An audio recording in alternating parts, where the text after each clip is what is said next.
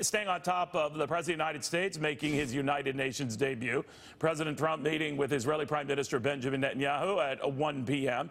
He will deliver his first speech to the UN tomorrow. Meanwhile, North Korea is vowing to speed up its nuclear program in response to these latest sanctions. But are they really doing enough, period? To former Deputy Assistant Defense Secretary under President Bush 43, Peter Brookes. It seems that every time we do something like this, Peter, they just up the ante and either ignore what we're doing or double down on what they're doing, or both. What do you think? Well, I think they're proceeding at a measured pace. I don't think it's accelerating it. I don't think it's necessarily, it could retard it, certainly with these UN sanctions. But North Korea is committed to its ballistic missile and nuclear weapons program, Neil. There's no doubt about it. And I can't imagine, I'm very skeptical they'll negotiate that away. But if they are going to come to the table, they're not going to come to the table till they feel they've perfected those programs and they have something that will give them tremendous leverage in any international negotiations.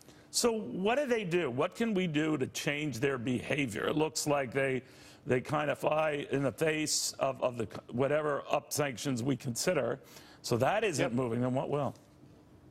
Well, you remember, sanctions take a while to implement, and of course implementation is the real challenge. Everybody's got to be implementing it. If they're not, if there's leakage, there's smuggling, there's front companies, shell companies that are allowing these goods and services to move into North Korea, they're not as strong as they could be. I mean, Iran was a very good example.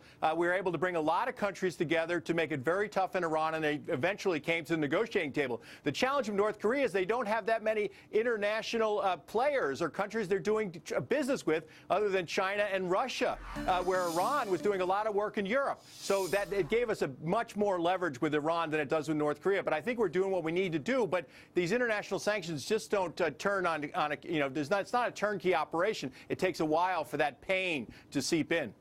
You know, does it make a difference that this week, the week we could really use you know, at least some one-on-one conversations with the leader of China, the leader of Russia, that both are skipping out on this annual UN General Assembly powwow?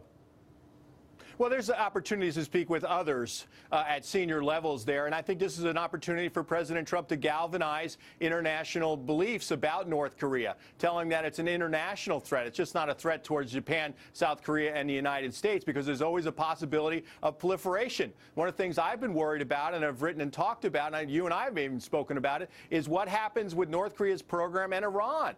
Will a lot of these capabilities be transferred to Iran down the road? So that involves the Middle East. And then if you have Iran become a nuclear weapon state, then you have this cascading proliferation in that part of the world. So this is an international problem, and this gives the president an opportunity to say that publicly and also in his private meetings with leaders. All right, we'll watch it closely. Peter Brookes, thank you very, very much.